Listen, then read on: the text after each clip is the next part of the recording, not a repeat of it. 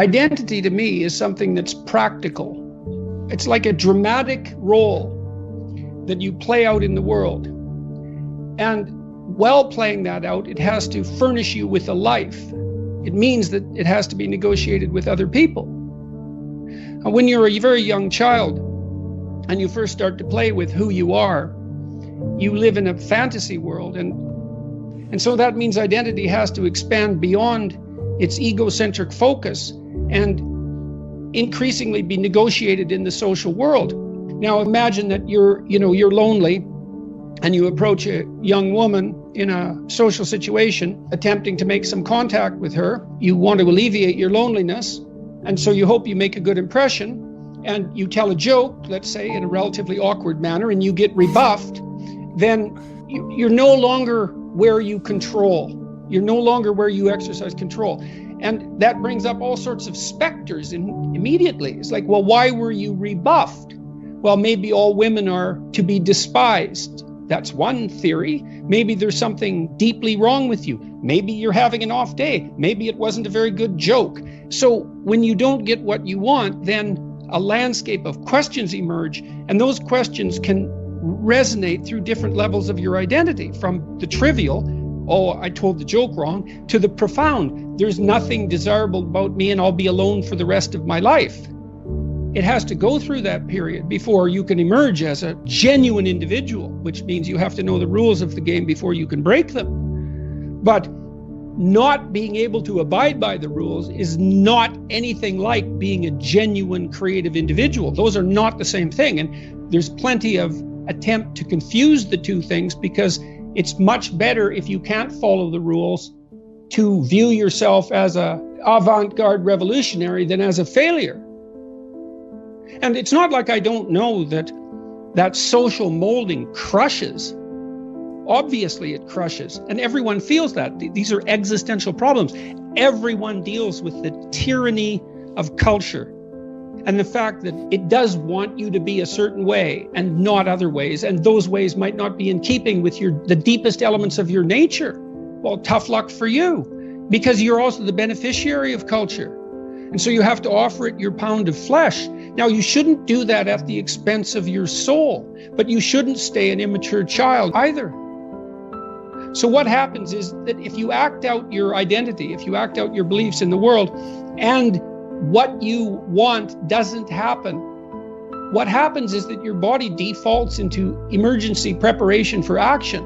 And the reason for that is you've wandered too far away from the campfire, and now you're in the forest, and maybe you're naked. And so what do you do then? And the answer is, well, you don't know what to do.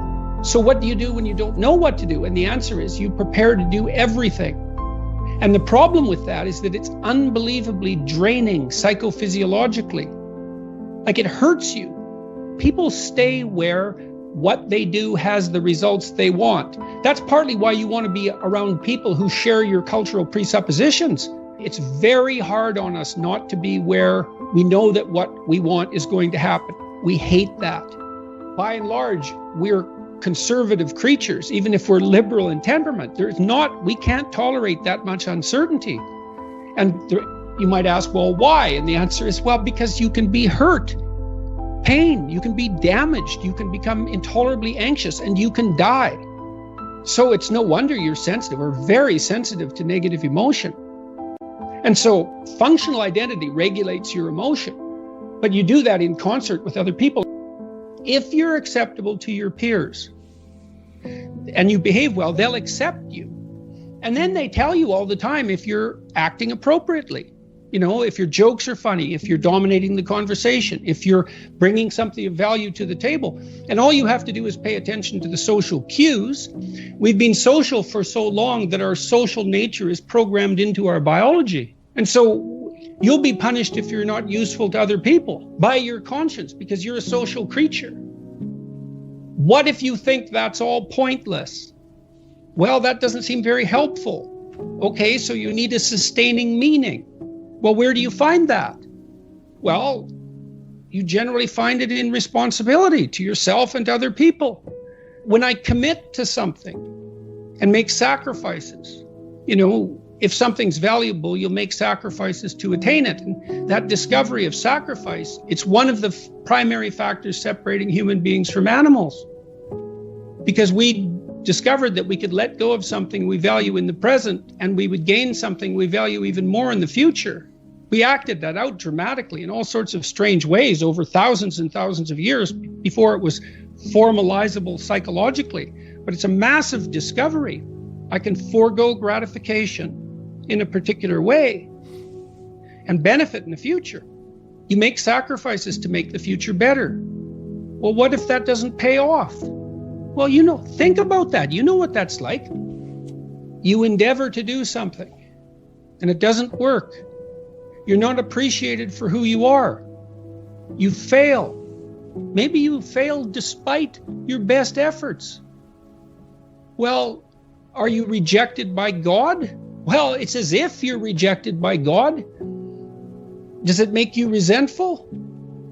Does it make you bitter? Does it make you want to pull down the successful? The answer to that happens to be yes. It's harsh that the rewards of life are indiscriminately distributed. It's hard on everyone, but it doesn't help. It doesn't help to become bitter. And it's not like I don't understand the temptation. And I see this in this culture war. I see this resentment. It colors the definition of identity. This attack on meritocracy. It's an attack on merit itself. You're lucky that there's such a thing as a job, or better yet, a career. You're lucky that there's such a thing as friendship, as marriage. All of these social institutions. And how do we know when something needs to be changed? We don't know. So we have to argue about it. And in order to argue about it effectively, we have to be able to talk to each other across our identity boundaries. And then we can decide, well, should this be maintained or should this be transformed? We have to.